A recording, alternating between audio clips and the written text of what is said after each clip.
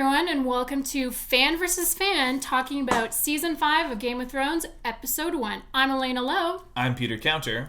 And let's talk about what happened this episode. I believe men of talent have a part to play in the war to come.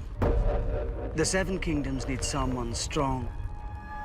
A ruler loved by millions with a powerful army and the right family name. Good luck finding him.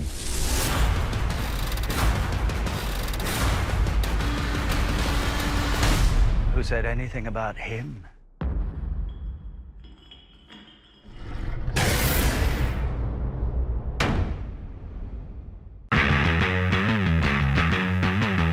So if you viewers are familiar with our fan versus fan episodes for The Flash, then you'll know that we do an Easter egg section at the end of every episode.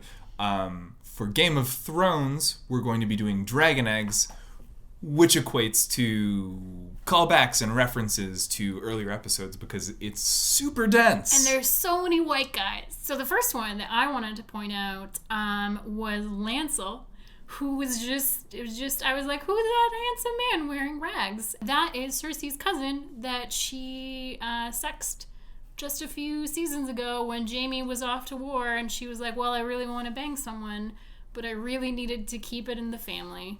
Which seems very strange because there are so many handsome men at court. Like, you could have picked one and you could have killed him at the end. Like, you have that power. You don't need to just resort to incest every single time. Maybe she does, though. There was the psychic who told her that it would happen. Or implied. I guess she kind of maybe read into it the wrong way. The incest is just like, listen, lady, you can only sleep with people in your own family. That's a very strange prophecy to give to a child. Well, Uncle Kevin comes with that. Also, Kevin, can we just talk about... I know it's Kevan, but it's still Kevin. It's just being different. Like, in a world where we have Tyrion and Viserys and Daenerys, they would just have Kevin.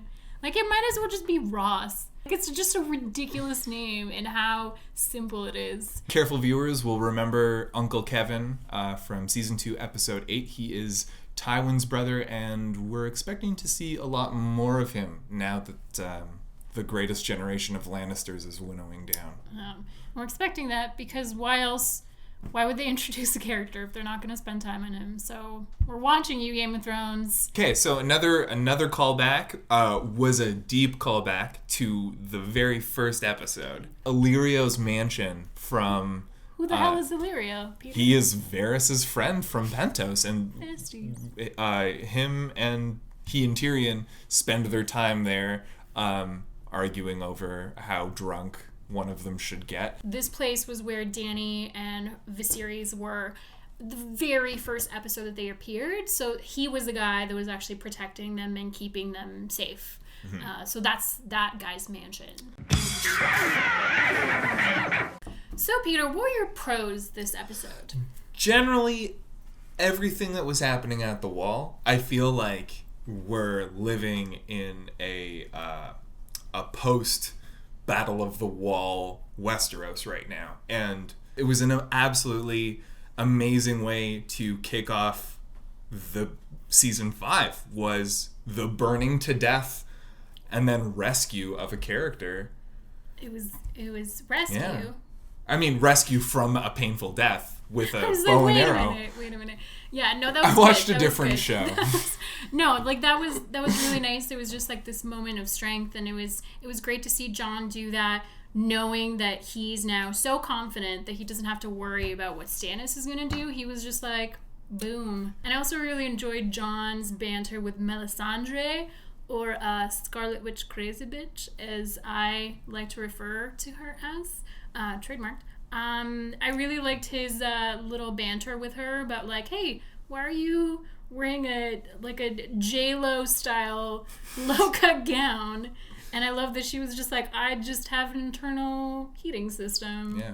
It's the god of fire. I wish I had that during this entire winter. For my pro, the main thing that I really loved about this episode was that we really condensed storylines. We didn't have just this very, very slow show where we spent 5 minutes with each character, but we got to spend 10 minutes with 2 characters together. So I really liked Varys and Tyrion. I thought their dynamic is really, really great. I really love that they're going to be in the season together. And I also really loved the dynamic between Sansa and Peter. I really loved that they're, like we're seeing like a more confident Sansa, and she's questioning Peter and what's happening to her. So I thought that was really great. Do you think that like this is just dark Sansa or evil Sansa happening here? What's the difference? One has black hair and the other one would push somebody through a moon pool. Oh man, I think she's just trying out a new hairstyle. So I can't really decide yet, like I've thought about what I'd be like blonde, and she just has that confidence of just going full dark. She knows that she has to just dye those roots every 10 weeks, but she's just pulling it off. I don't know yet. I don't know if it's like evil Sansa or just new hair, new do, new girl. Fashion is not a crime. No. At least not in the Eyrie. My first con, and I think you also share this opinion with me, is the Cersei flashback. This isn't Lost. This isn't a show about flashbacks. This is the first flashback we've seen, and it just felt a little tone deaf. 5 seasons into a show, you'd think that they'd have their thing down. I spent quite a couple of minutes just looking at this tiny little girl douchebag, thinking, okay, who are you? Why am I wasting precious dragon time just looking at you, trying to figure out who the hell you are? And once we did figure out who she was, which was pretty obvious, it was just very frustrating because it didn't add anything to the episode. Like, we already knew everything in that prophecy that was given. We already knew that Cersei had 3 babies. We already knew that she married a king. We already knew that she was going to be super jealous of younger women. It was just very frustrating to have precious, precious time stolen away from us with this completely, seemingly unnecessary flashback. I don't know. It might be very relevant in the future, but again, it didn't seem to add anything that we didn't know. Yeah. I think another one of my cons was just Dany's whole storyline, just the entire thing. I love that she's just like a typical, just white girl just gentrifying her neighborhood. And it was just very frustrating to see because there was a clear compromise that she could have made of, okay, you guys can fight, but you don't have to fight to the death, which would have appeased the people that are very angry at her. And also I wanted to have someone call Dragon Protective Services because that was absolutely ridiculous. You cannot put dragons into a tomb without light, without any proper refreshments. Like, those dragons are going to come back and they're going to be so incredibly angry. Yeah, and they already are angry, rightly so. Yeah. She's really become like a dragon queen without dragons and without a Jorah, who was sorely missing from this episode. So I really hope we get to see some of that I'm all for like the sexy bearded man that appears to be in this show and Orphan Black and a multitude of other shows making out with hot ladies. So I appreciate that actor. But it was just, I missed Jorah. Like I really miss it. I missed her wise little bearded love interest. And I hope Daenerys misses him too. I hope so too. That's it for us for Fan vs. Fan. Game of Thrones Season 5, Episode 1. Thank you for watching us. And we'd also like to remind you of a couple of things. First thing, you should follow us at Dorkshelf.